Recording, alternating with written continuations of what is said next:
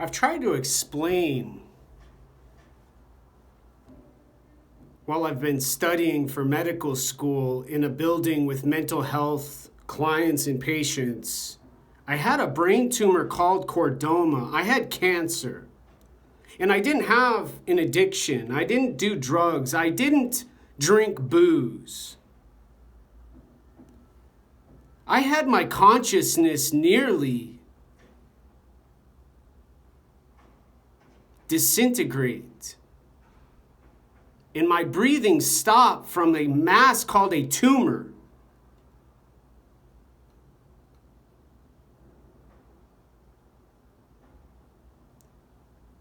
At the base of my skull, nearly suffocating me, pushing against my brainstem and forward,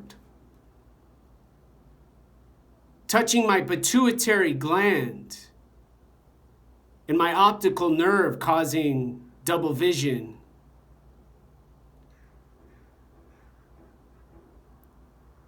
And I've tried to be nice. I've tried to be friendly. I've tried to interact and be social and participate in their system with their processes, similar to delirium, a tribal ethic code of conduct enforced by a tall thug, a gangster, tough, strong, and powerful man and woman, who in a civilization called a city of Seattle and Capitol Hill are gods and queens and kings, princesses who play techno rave music, and their princes and their men who visit them to keep them and their selves, and especially their egos, from having too much energy, too much compassion,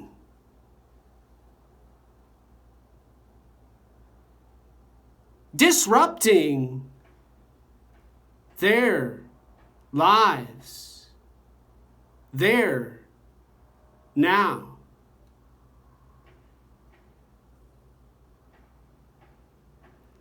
Awareness traditionally doesn't need privacy. A person can chant Om Mani Padme Hum and not be afraid who's listening or who's watching or who's got their ear to my door or my wall or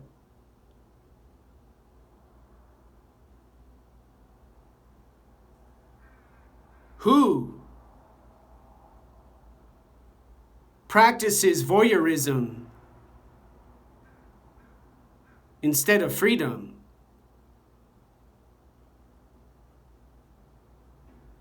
And overall, the best strategy and tactic for staying silent and quiet and using camouflage to hide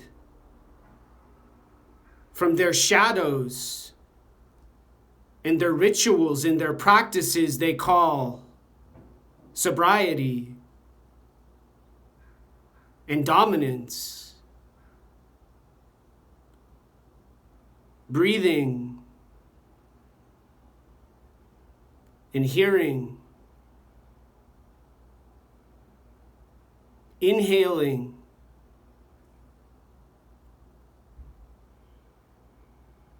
and exhaling fresh air.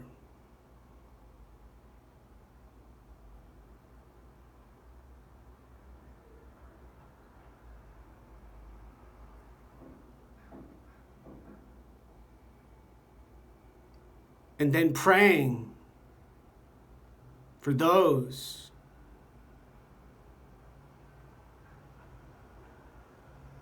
who care not for their bodies and their brains, who care not for their neighbors next door, working towards a better now.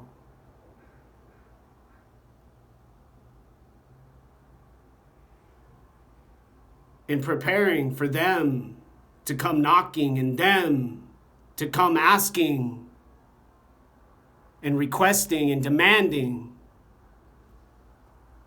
obedience to their needs and requirements now.